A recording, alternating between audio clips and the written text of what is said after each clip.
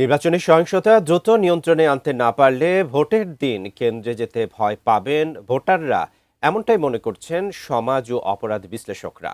অন্যদিকে পুলিশ সদর দপ্তরের দাবি, যে কোনো ধরনের নির্বাচনী সহিংসতা মোকাবেলায় প্রস্তুত রয়েছে আইনশৃঙ্খলা বাহিনী। মাহতাব মিনহাজের প্রতিবেদন।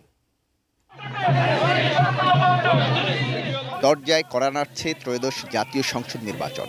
দেশ জুড়ে জমে উঠেছে নির্বাচনী প্রচারণা, মিছিল আর মাইকের শব্দে মুখর রাজপথ।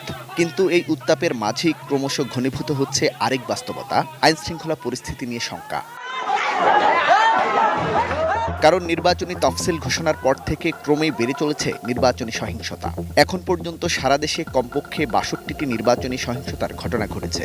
এসব ঘটনায় কয়েকশো মানুষ আহত হওয়ার পাশাপাশি প্রাণ হারিয়েছেন অন্তত ১৬ জন। সবশেষ শেরপুরে সহিংসতায় জামায়াতে ইসলামীর এক নেতার নিহত হওয়ার ঘটনা নির্বাচন ঘিরে নিরাপত্তার সংখ্যাকে আরও বাড়িয়ে তুলেছে। আমি বুঝি নির্মাণের শিল্প, সালাম স্টিল বোঝে ডিউরেবিলিটি। সালাম স্টিল, মোস্ট ডিউরেবল স্টিল।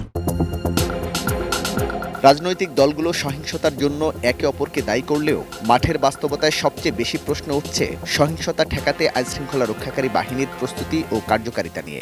আমাদের জীবন একটা শঙ্কার মধ্যে রয়েছে, সিকিউরিটির জায়গা থেকে বা এই আপকামিং ইলেকশনে ওই জায়গাটা নিশ্চিত করতে পারবে না। আমরা যদি প্রার্থীরা সেফ না থাকি তাহলে জনগণ কতটুকু সেফ? যদি সুষ্ঠু নির্বাচন করতে হয় তাহলে অবৈধ অস্ত্র উদ্ধার করতে হবে। সমাজ ও অপরাধ বিশ্লেষকরাও মনে করেন নির্বাচনী সহিংসতার দায় আইনশৃঙ্খলা বাহিনী কোনোভাবেই এড়িয়ে যেতে পারে না।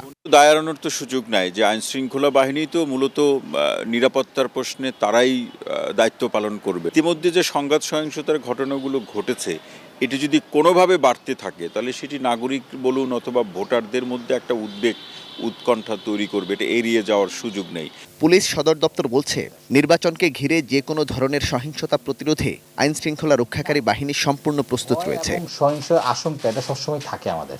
এখন যেটা হচ্ছে, বাট আমাদের দায়িত্ব হচ্ছে গিয়ে এটা যাতে না হয় সেটার ব্যবস্থা নেওয়া, এবং এই লক্ষ্যে যেতটুকু করণীয় সেটা আমরা সবসময় করব। তারপরে জনগণ যদি স্বতঃস্ফূর্ত হয়, এটা অবশ্যই প্রতিরোধ করা সম্ভব। 2024-এর 5 আগস্টের পর বিভিন্ন থানা ও জেল থেকে লুট হওয়া বিপুল পরিমাণ অস্ত্র এখনও পুরোপুরি উদ্ধার হয়নি। একই সঙ্গে শীর্ষ সন্ত্রাসীদের জামিনে মুক্তির বিষয়টি আইনশৃঙ্খলা পরিস্থিতিকে আরও নাজুক করে তুলেছে।